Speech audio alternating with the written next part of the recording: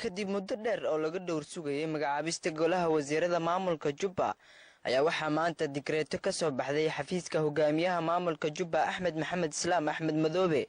lagu magacaabay qaar ka mid ah golaha wasiirada maamulka Jubba uu yeelan doono iyo waliba madaxweyne ku-xigeenka labaad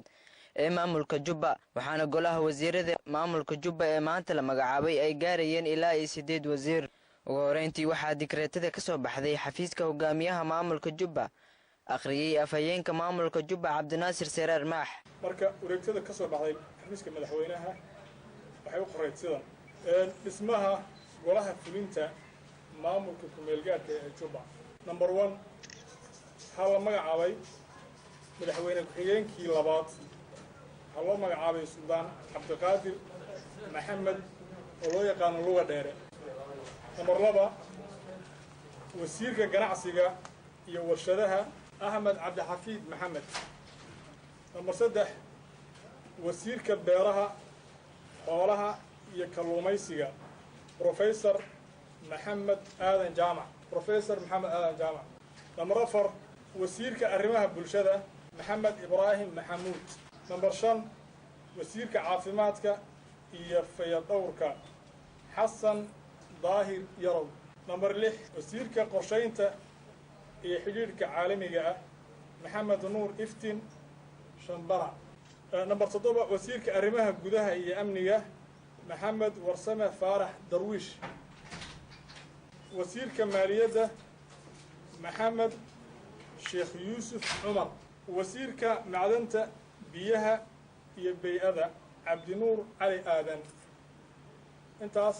أياس كملجا الله ما يعابي مارتي دكريتة المحاوينها كسر بحث المانتا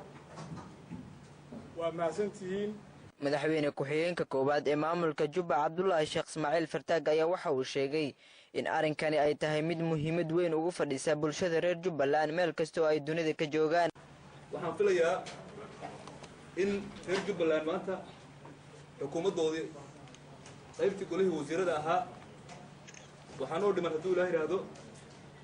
wasiir ku-xigeenadii waa dhiman yihiin qaar ka mid ah wasiiradii way dhiman yihiin oo ilaahay idinkiis dib loo soo magacaabi doono xildhibaanadii iyo xulistooda iyo muxuu ahaa waa noo dhiman yihiin waa hawl bilowgeeda hore weeye laakiin dadweynaha reer Jubbaland waxay aad iyo aad su'aalo badan oo inoo warsan jireen baa jiro war madaxweyne Axmed Madoobe iyo madaxweyne ku-xigeenkiisa ma waxaad jeclaysateen inaad labadiina kaliya shaqaysaan oo aad ku shaqaysaan madaxweyne iyo madaxweyne ku-xigeen fulay xantiisa ma moogay Soomaaliyeed tiraahdaa waynaga soo baxay haddaan reer Jubbaland oo meel ka soo joogtaan dawladdiinni madaxweyne ku-xigeenkii labaad iyo golihii wasiirada maanta madaxweynaha magacaabay oo uu soo saaray dekreetadii si kastaba waxaa laga dhowr sugayaa wax qabadka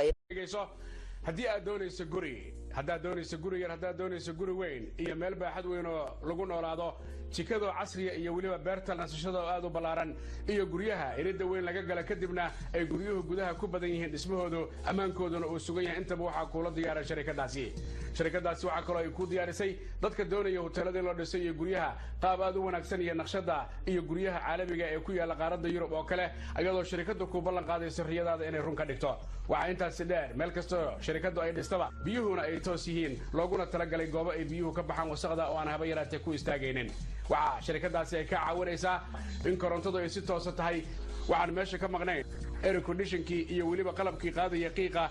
iyo awoodda enerjiga iyo xagga korontada ka timaada cadceedda weliba leerarka korontada laga dhaliyo dhinaca motorada wixii faahfaahinana waxaad kala xiriirtaan